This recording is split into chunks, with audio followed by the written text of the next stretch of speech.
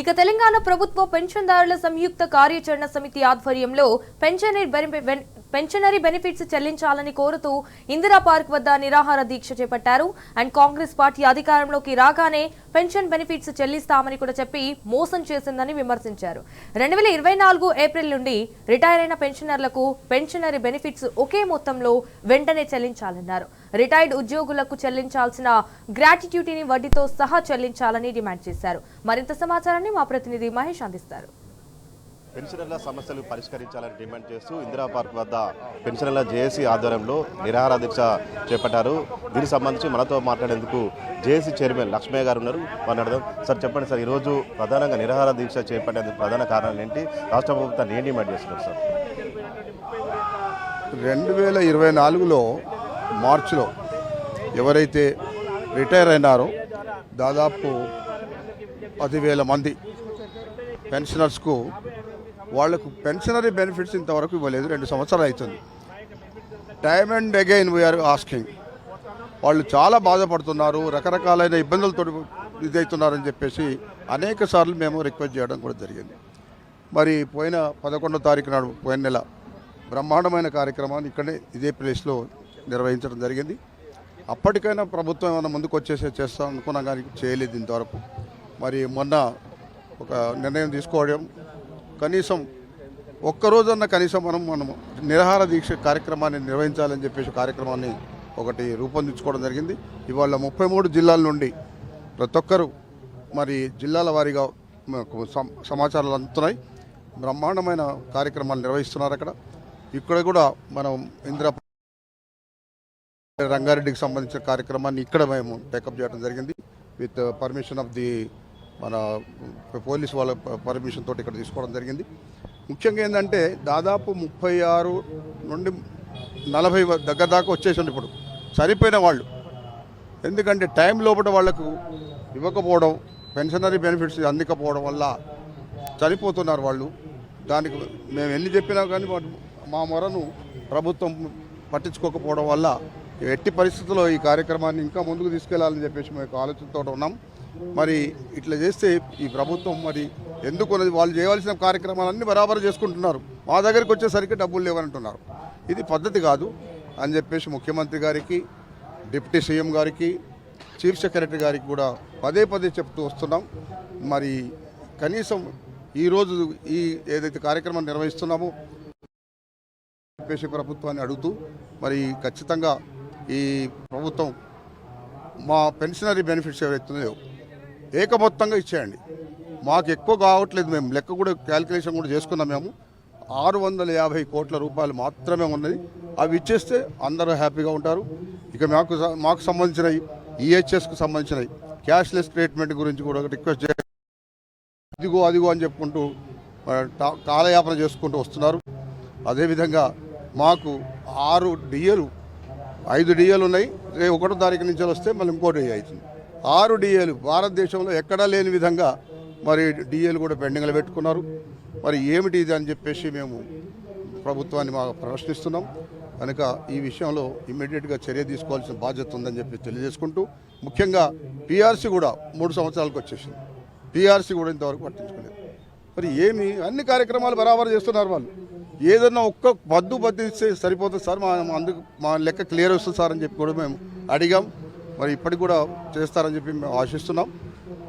ఇక కార్యక్రమాన్ని ఇంకా రూపొందించి కార్యక్రమాన్ని ముందుకు వెళ్ళదీస్తామని చెప్పి తెలియజేసుకుంటున్నాం. Thank you. 2024 నుంచి మార్చి నుంచి మొత్తం ఎంతమంది ఉంటారు సార్ పెన్షనర్స్? మాకున్న 10,000 మంది ఉన్నారు. 10,000 మంది ఉన్నారు. దానికి సంబంధించింది మేము 650 కోట్లు అవుతుంది, అంతకంటే ఎక్కువ కాదని క్యాలిక్యులేషన్ కూడా తీసుకున్నాం మేము. కనుక దాని ప్రకారంగా అది ఇవ్వండి అని చెప్పినాము. ఊరికే చెప్తున్నారు 14,000 మంది ఉన్నారు, 15,000 మంది అని కాదు కదా. క్యాలిక్యులేషన్ మేము ఫైనాన్స్ డిపార్ట్మెంట్ నుంచి తీసుకోవడం జరిగింది. 10,000 మంది ఉన్నారు. వారికి 650 కోట్లు అయితే సరిపోతుంది, ఎక్కువ అవసరం లేదు. కేవలం వీళ్ళకే ఇవ్వండి, మిగతా వాళ్ళకి అవసరం లేదు, తర్వాత చేసుకోవచ్చు. మా రిక్వెస్ట్ అది. సీఎం కలిసారు, డిప్యూటీ సీఎం కలిసారు, సిఎస్ కూడా కలిసారు, అంటే రెస్పాండ్ వస్తుందా? ఏమంటారు అసలు? మొన్నటిదాకా సర్పంచ్ ఎలక్షన్స్ ఉన్నాయి కదా బాయ్ సాబ్, కొద్దిగా ఆగండి, నేను ఏదో ఏర్పాటు చేస్తున్నామని చెప్పి దాటా ఎదుర్కొంటూ వచ్చారు. ఇప్పుడు ఆ సర్పంచ్ ఎలక్షన్స్ కూడా అయిపోయినాయి. కనుక ఇమీడియట్గా పేమెంట్ ఇప్పియండి అని మేము అడుగుతాం. 2 సంవత్సరాల నుంచి పోస్ట్పోన్ చేస్తున్నారు. 2 సంవత్సరాల నుంచి పోస్ట్పోన్ చేస్తూనే ఉన్నారు. ఎక్కడ లేనిది దేశంలో ఎక్కడ లేని 5 డిఎల్. ఇప్పుడు మేము మా డిఎల్ని కూడా అడగటం లేదు. 24 ఏప్రిల్ నుంచి రిటైర్డ్ అయిన వాళ్ళ బకాయిలు మా డబ్బు మాకు ఈ దుస్థితులకు వచ్చి జీపీఎఫ్ ఎవ్రీ మంత్ మా జీతంలో కట్ చేస్తాం. ఆ డబ్బులు ఇవ్వకుండా ఆ డబ్బులు కూడా మీరు మిస్యూజ్ చేసినట్టు, ప్రభుత్వం మిస్యూజ్ చేసినట్టు. అందువల్ల మా కోరిక ఏంటంటే ఇప్పుడు ఇంతమంది పెన్షనర్స్, నేను 82 ఏజ్ అండి, మేము హాయిగా ఫ్యామిలీతో ఇంట్లో ఉండవలసిన వాళ్ళని రోడ్డు మీద పడేసారు అంటే ఎంత అప్రతిష్ట గవర్నమెంట్కు. పెన్షనర్స్ అప్రతిష్ట రాష్ట్ర ప్రభుత్వం మీద ఉంటుంది. రాష్ట్ర ప్రభుత్వ సమస్యలు పరిష్కరించలేకున్నా కానీ దేశ పరిష్కరణ లేకున్నా ప్రపంచ పరిష్కరిస్తా అంటే అదంతా హాస్యాస్పదంగా ఉంది. ఎన్నిసార్లు మొత్తుకున్నాము. ఈ ప్రభుత్వం రావడానికి మేము ఎంతో కృషి చేశాం. 2,86,000 మంది పెన్షనర్స్ ఉన్నారు. ఏ పార్టీ అయితే మాకు సపోర్ట్ చేస్తూ వారికి మా మద్దతు అంటే ఈ కాంగ్రెస్ ప్రభుత్వం. మేము ఈ కాంగ్రెస్కు వచ్చింది. మేనిఫెస్టోలో పెట్టిన సమస్యలన్నీ ఉన్నాయి. హైడ్రా ఉందా, మూసీ రివర్ ఉన్నదా, ఇవన్నీ ఉన్నాయి. ఏది మేనిఫెస్టో లేవు.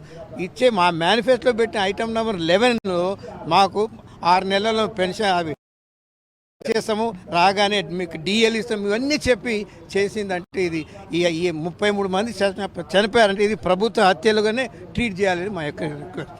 అందువల్ల మేము ఇప్పుడు రోడ్డు మీద వచ్చి నిరాహార దీక్ష చేయవలసి వచ్చే పరిస్థితి ఏర్పడింది. Thank you. కూడా మీరు నిరాహార దీక్ష చేపట్టారు, మళ్ళీ ఈ రోజు కూడా దీక్ష కూర్చున్నారు సార్. ప్రభుత్వం నుంచి ఎందుకు సార్ ఎంత స్పందన లేదు, ఏమంటారు అసలు?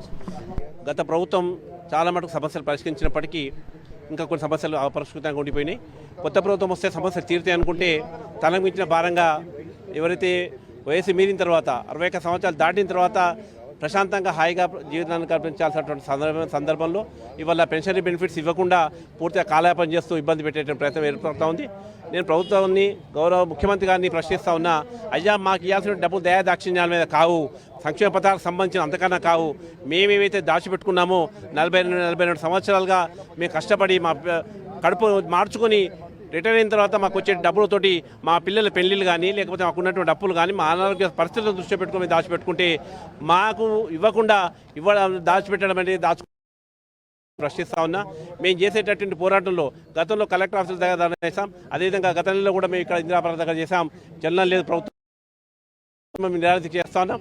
ఒకవేళ కనుక మాకు సంబంధించినటువంటి బకాయిలు చెల్లించకపోతే మీడియా సాక్షిగా వెల్లడిస్తా ఉన్నాం. ఆమరణ నిరాధ్యక్షుడు తెలంగాణ ఉద్యమంలో ఏ విధంగా అయితే మేమైతే ఆమరణ నిరాధ్యక్షుడు కూర్చొని మా నాయకుడు చేశాడో అటువంటి పరిస్థితి మళ్ళీ కూడా మేము తీసుకొచ్చి ప్రభుత్వాన్ని స్తంభింపజేసేటువంటి ప్రయత్నం కూడా చేస్తాం. ఇది ఆషామాషి ఉద్యమం కాదు. ప్రభుత్వం ఏర్పడడానికి 2% ఓట్స్ 37-39% 2 పార్టీలు అదైంది. అటువంటి దాంట్లో మేము కీలక భూమిక వహించినాం. కాబట్టి ముఖ్యమంత్రి గారు డిమాండ్ చేస్తూ ఉన్నాం, వెంటనే మనం పిలవండి, మాకు రావాల్సినటువంటి బకాయిలు చెల్లించండి, మా కుటుంబాలు ఆదుకోండి. ఇప్పటివరకు చనిపోయినటువంటి 33 మంది ఎవరైతే పెన్షన్లు ఉన్నారో వారందరి హత్యలు కూడా ప్రభుత్వ హత్యలుగా ఇంతకుముందు చెప్పినట్టుగా భావిస్తూ ఉన్నాం. కాబట్టి ఇక ముందు ఎవరు చనిపోకుండా లేదా హాస్పిటల్లో ఉన్నటువంటి వాళ్ళు సీరియస్గా ఉన్నటువంటి వాళ్ళందరూ కూడా మరి ఇబ్బంది పడుతూ ఉన్నారు. కాబట్టి వెంటనే మాకు చెల్లించాలి, ఏక మొత్తంలో చెల్లించాల్సిందిగా, మాకు కావాల్సినటువంటి బెనిఫిట్స్ అన్ని కూడా బిల్లు క్లియర్ చేయాల్సిందిగా మీ ద్వారా ప్రభుత్వం డిమాండ్ చేస్తూ ఉన్నాం.